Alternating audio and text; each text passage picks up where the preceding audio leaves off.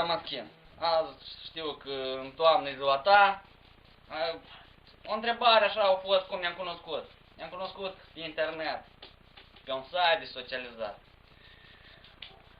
Da, ești o fată foarte simpatică. Stați că iar îmi curg poze. Care foi ne-ați dat aici? Că nu ne-ați dat. Mai pe scurt, la mulți ani. Ești o fată de treabă și mulți ani înainte. Asta, până și asta îmi vine în cap. Asta, că eu nu știu cum mai zic, cât îmi plătiți, unde-s banii? Dacă mai plătiți, apoi mai zic ceva.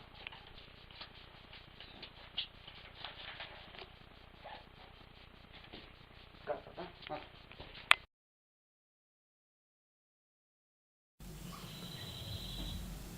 Natasha, o cunoști pe Ana Damaschin? Cine? Ana Damaschin? Damaschin, da. Damaschin? Cunosc așa... Cunosc, dar nu chiar bine să-i zicem așa. Bun, ce poți spune despre dânsa? Ce pot spune despre noi? Ce nu pot să spun? Pot să spun că nu învață bine la școală. Întârzie întotdeauna, face gălăgie, ascultă muzică tare. Ce mai pot să spun? E dezordonată. Baște zoc și Bun, am înțeles. Un cuvânt de felicitare pentru dânsa. Ana, te felicităm cu ziua ta, îți dorim mult sănătate, mult fericire, mult succes mai departe. Nu crezi și aici am zis mai înainte, că asta tot a fost complotat. Eu mă duc acasă acum și îți doresc o vară frumoasă, o vacanță plăcută, chiar dacă ziua ta e în ultima lună de vară, să fii fericit. O știi pe Ana Damaschin? Da. De unde o cunoști pe dânsa? Suntem vecini. Oh, și ce poți spune despre vecina ta? Cam călăjoasă, mă uit eu la fotbal, s-aude ea mai tare decât mine. S-aude bețini fiecare seară, pe timp când e fotbal, mai mult decât noi băieții. Câteori mergem după ajutor, n-are timp, deci joacă în Dota, poker la bani. Nu știu dacă... Bun. Dacă mi-au pus și casa, dar... Un cuvânt de felicitare pentru Ana. Ana, la mulți ani. Și...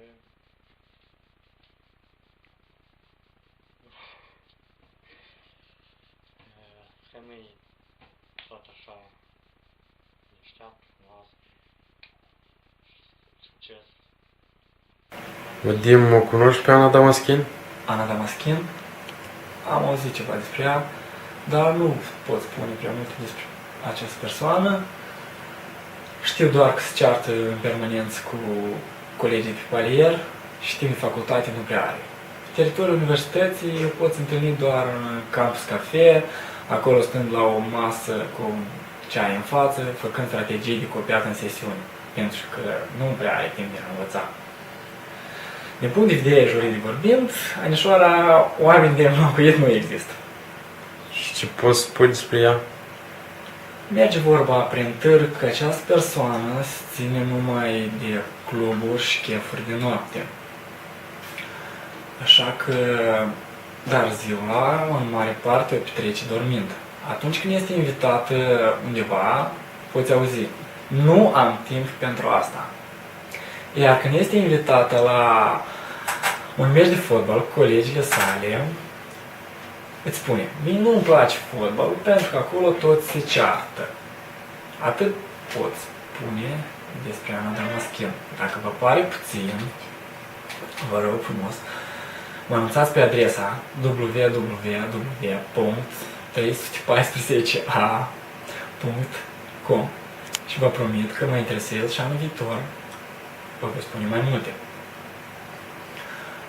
Din punct de vedere juridic vorbind, anișoara, tu ești foarte bravă, dar pe noi ne interesează cum te faci pace dintre tine și fotbal.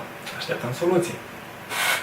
Și nu în final, un cuvânt de felicitare pentru Ana.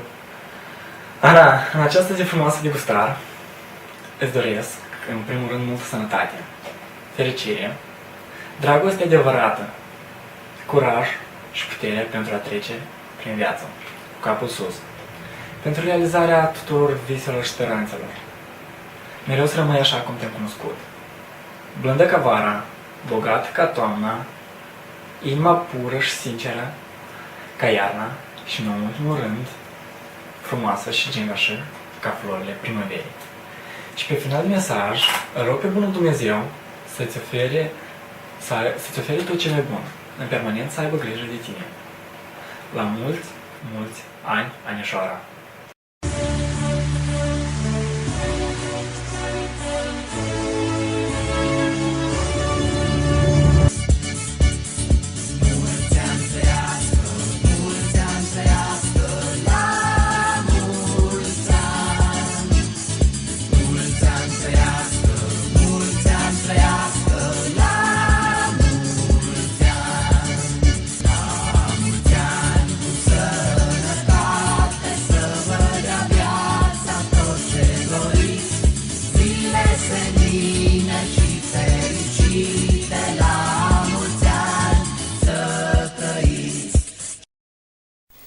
Dragă Anișoară, la mulți ani și cu ocazia majoratului tău, îți doresc ție și familiei tale frumoasă, multă sănătate, fericire, mult noroc, realizări frumoase în domeniul pe care ți-l ai ales și multă sănătate. La mulți ani și bun venit în Clubul 21!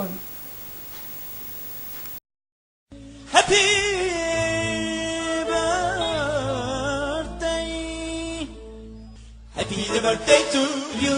Happy birthday to Amani. Happy birthday to you. Happy birthday to Happy birthday to you. Happy birthday. Happy birthday. Happy yani burada bugün arkadaşın doğum günü kutlamakta toplamış bulunmaktayız. Happy Happy birthday to you.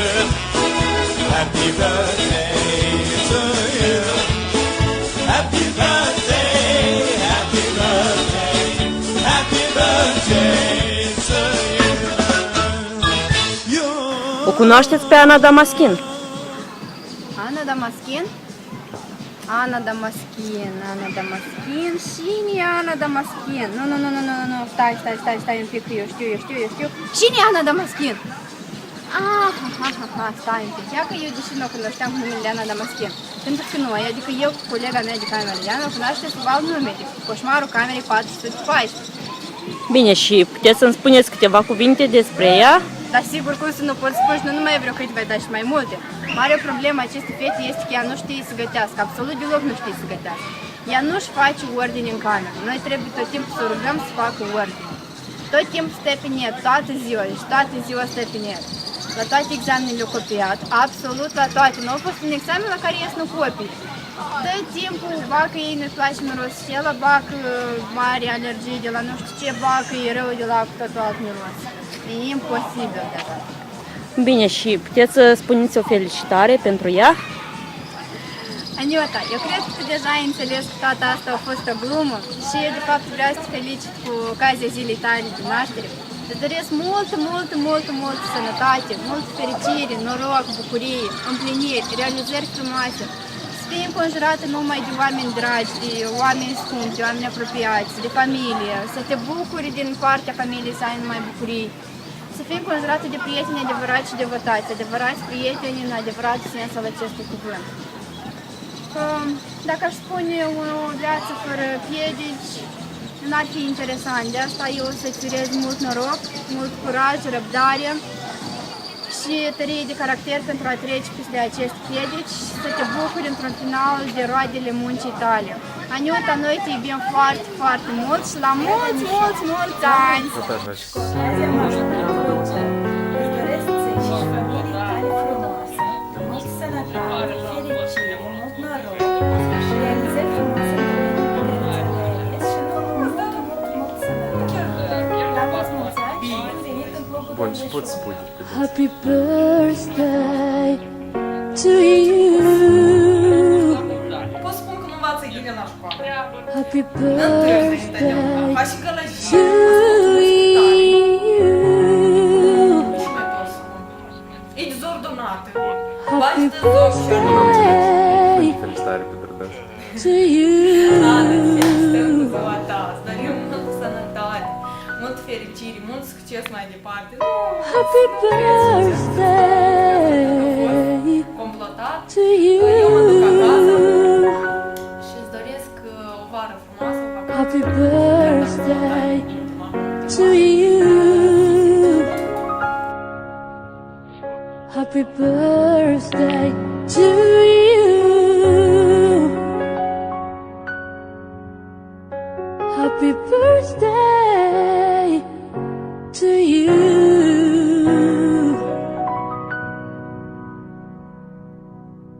Happy birthday.